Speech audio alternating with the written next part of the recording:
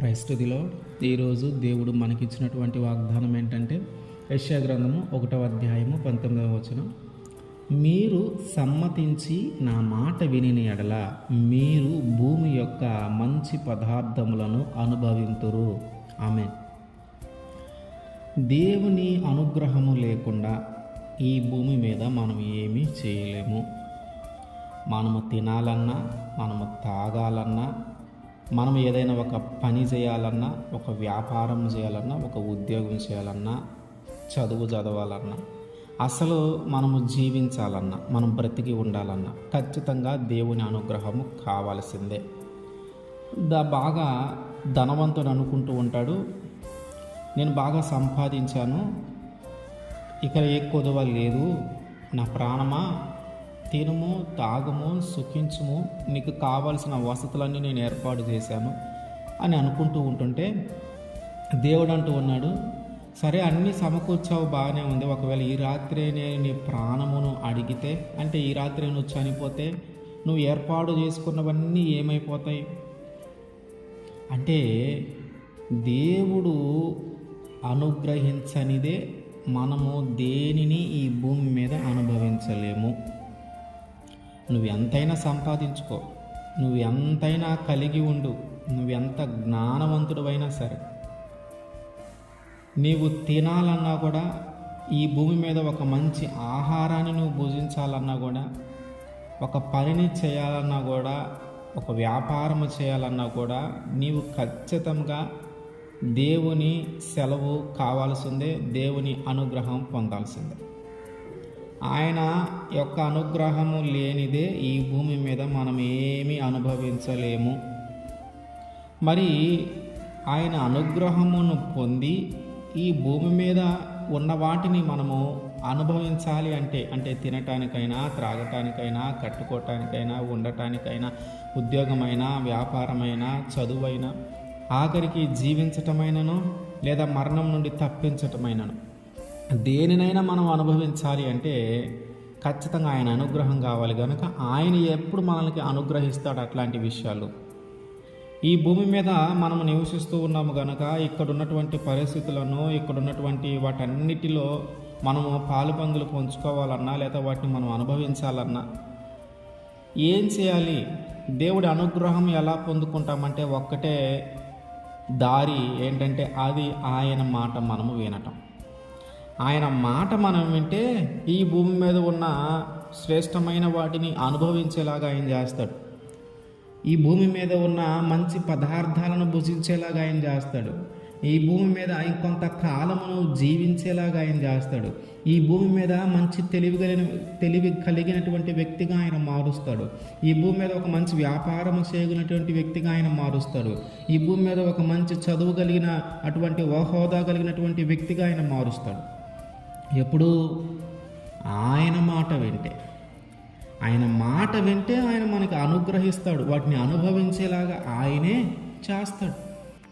మనం గమనిస్తే లేవికాండము 26వ అధ్యాయములో 3 నుంచి 14 వరకు ఒకసారి మనం చూస్తే, మీరు నా కట్టడలను బట్టి నడుచుకొని నా ఆజ్ఞలను అనుసరించి, నా ఆజ్ఞలను ఆచరించి, వాటిని అనుసరించి ప్రవర్తించిన ఎడల మీ వర్షాకాలంలో మీకు వర్షమిచ్చేదను, మీ భూమి పంటలనిచ్చును, మీ పొలముల చెట్లు ఫలించును, మీ ద్రాక్ష పండ్ల కాలము వరకు మీ నూర్పు సాగుచుండును, మీరు తృప్తిగా భుజించి మీ దేశంలో నిర్భయముగా నివసించెదరు, ఆ దేశంలో నేనే మీకు క్షేమము కలుగజేసేదను, మీరు పండుకొనేటప్పుడు ఎవడునూ మిమ్మల్ని భయపెట్టడు, ఆ దేశంలో దుష్టముఖములు లేకుండా నేను చూసేదను, మీ దేశంలోనికి ఖడ్గము రాదు, మీరు మీ శత్రువులను తరిమెదరు, వారు మీ ఎదుట ఖడ్గము చేత పడిదరు, మీలో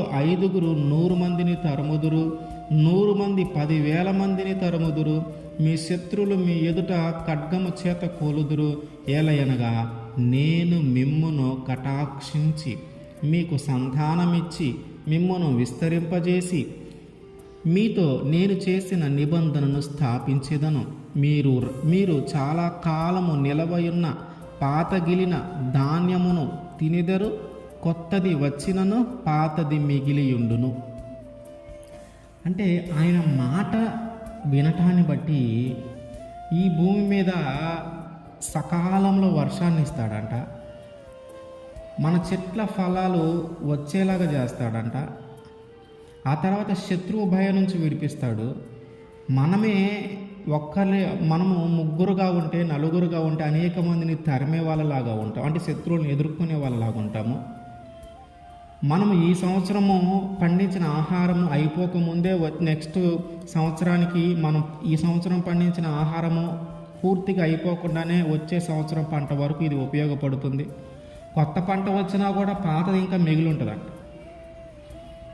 అంటే నువ్వు ఎంత సంపాదించుకున్నా, ఎంత దాచుకొని ఉన్నా, నీవు అనుకుంటా ఉన్నావు ఇక ఏమి బాధ లేదు, ఇంకేమి దిగులు లేదు, అంతా సంపాదించేసాను, ఇక నా ప్రాణమా తిను తాగు సుఖించని మనం అనుకుంటూ ఉన్నాం. కానీ అవన్నీ జరగాలంటే ఖచ్చితంగా దేవుని అనుగ్రహము కావాల్సిందే. ఆయన అనుగ్రహం ఎలా ఇస్తాడంటే ఆయన మాట వింటే ఇస్తాడు. ఆయన మాటను అనుసరించి మనం ఎప్పుడైతే నడుస్తామో అప్పుడు ఆయన మనకు అవన్నీ అనుగ్రహిస్తాడు. ఆయన మాట వినకుండా మన ఇష్టానుసారంగా మనం జీవిస్తే ఎంత సంపాదించిననో వాటిని వేటిని మనము అనుభవించలేని స్థితిలోకి వెళ్ళిపోతాం. నువ్వు కష్టపడు, శ్రమపడు, నువ్వు ఏదైనా చేయి, కడుపు మార్చుకొని నువ్వు సంపాదించుకున్నా, నువ్వు కానీ దేవుని మాట వినకుండా ఆయన మాటకు లోబడకుండా కానీ మనము జీవిస్తే వాటిని వేటిని మనము అనుభవించలేము. మనము పొందుకున్న వాటిని వేటిని మనము అనుభవించలేము. కనుక మనము సమ్మతించి ఆయన మాట వింటే ఈ భూమి మీద ఉన్న వాటన్నిటిని మనము అనుభవించగలుగుతాం. ఆయన మాట వింటేనే, ఆయన అనుగ్రహము లేనిదే మనం ఇక్కడ ఏమీ చేయలేము. మనం కనీసం తినటానికి కూడా ఖచ్చితంగా ఆయన అనుగ్రహం కావాల్సిందే. ఎందుకంటే తినలేని పరిస్థితుల్లో ఉన్న వాళ్ళు చాలామంది ఉన్నారు. ఈ ఒక్కరోజు గడిస్తే బాగుండు, ఈ ఒక్కరోజు నేను బ్రతికి ఉంటే బాగుండు, ఇక మళ్ళీ బ్రతుకుతానని ఆశ కలుగుతుంది అనుకునే పరిస్థితులను చాలామంది ఉన్నారు. అంటే దేవుని అనుగ్రహము లేనిదే నువ్వు జీవించలేవు. మరణకరమైన పరిస్థితుల్లో ఉన్నను ఇక మళ్ళీ కొత్త జీవితాన్ని నువ్వు అనుభవించాలంటే నీవు ఖచ్చితంగా దేవుని అనుగ్రహం పొందుకోవాల్సిందే. ఎందుకంటే జీవము మరణము ఆయనే గనుక, అధికారం కలిగిన దేవుడు ఆయనే గనుక ఆయన అనుగ్రహం ఖచ్చితంగా కావాలి. ఎలా పొందుకుంటామంటే ఒక్కటే దారి, ఆయన మాట వినటం, ఆయన మాటకు లోబడటం. ఆయన మాట ఎప్పుడైతే మనం విని ప్రవర్తిస్తూ ఉంటామో, ఆయన మాట విని ఎప్పుడైతే మనము మన జీవితాన్ని ఆయన మాట ప్రకారం మనం కొనసాగిస్తూ ఉంటామో అప్పుడు ఆయన ఈ భూమి మీద ఉన్న వాటిని అనుభవించటానికి దేవుడు మనకి అవకాశము ఇస్తాడు. ఆమేన్.